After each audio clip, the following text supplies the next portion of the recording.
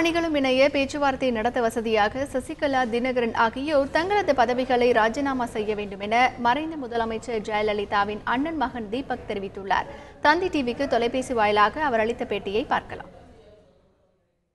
ஆனா ஒரே நியாயம் என்ன, இவங்க ரெண்டு பேரு நியாயமா ராஜினாமா பண்ணாதானே நம்ம பேச முடியும். அப்படின்னா பேசுறதுக்கு இன்னும் ஒரு இதுவே இல்லையே. அப்ப எப்படி முகந்திரம் இல்லாம எப்படி பேச முடியும்? நாங்க ஒதுங்கிட்டோம்னு சொல்லிட்டோம்னா, பதவியில உட்காந்தனே நாங்க ஒதுங்கிட்டோம்னு சொன்னா எப்படி அவங்க ரெண்டு பேர் வந்து பேசுவாங்க? அட்லீஸ்ட் டிடிவி தினகரன் அண்ணனாலும் ரிசைன் பண்ணிட்டாருன்னா அப்புறம் வந்து பேச போறாங்க. அவ்வளவுதான், முடிஞ்சு போகுது. இவங்க ஒதுங்கிட்டோம்னு சொல்லிட்டு சும்மா இது என்ன நாமக்கே வாசியா என்ன சொல்லுங்க? ஒதுங்கிட்டோம், நாங்க ஒதுங்கிட்டோம்னு சொல்லிட்டுன்னு நீங்க ரிசைன் பண்ணிட்டு போயிடுங்க, அவ்வளவுதான். அதான் அமைச்சர்கள் சொல்லியாச்சு, மக்கள் சொல்லியாச்சு, தொண்டர்கள் சொல்லியாச்சு, எல்லாரும் சொல்லியாச்சு. வேண்டான்னு சொல்லியாச்சுன்னா ஒதுங்கி போயிட்டீங்கன்னு நீங்க ரிசைன் பண்ணிட்டு போயிடு. எழுதி கொடுத்துட்டு போய் என்னெல்லாம் இந்த மாதிரி யாருன்னு கேட்டுனா நான் எழுதி கொடுத்துட்டு போயிடுவேன். அவரை பத்தி ஒன்றும் கருத்து இல்லை. தினகரன் அண்ணா பத்தி ஒன்றும் கருத்து கிடையாது. அவர் ரொம்ப நல்லவர் தான், ஒன்றும் தப்பானவர்லாம் கிடையவே கிடையாது.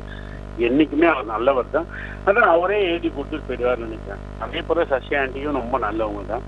அவங்களே டீசெண்டா அவங்கள என்ன அவங்க வேண்டான்னு ஒதுங்கி இருக்கிறவங்களுக்கு இருக்குன்னு இந்த பதவி எல்லாம் அவங்க எழுதி கூட இந்த கட்சியோட வேலைகள் எல்லாமே அந்த கட்சிக்காரங்க பார்த்துப்பாங்க. அவங்க அமைச்சர்கள் இருக்காங்க, அவங்க பெரிய ஆளுங்கள்லாம் இருக்காங்க, அமைச்சர்கள் இருக்காங்க, முக்கிய மாவட்ட இருக்காங்க, கட்சி தொண்டர்கள் இருக்காங்க.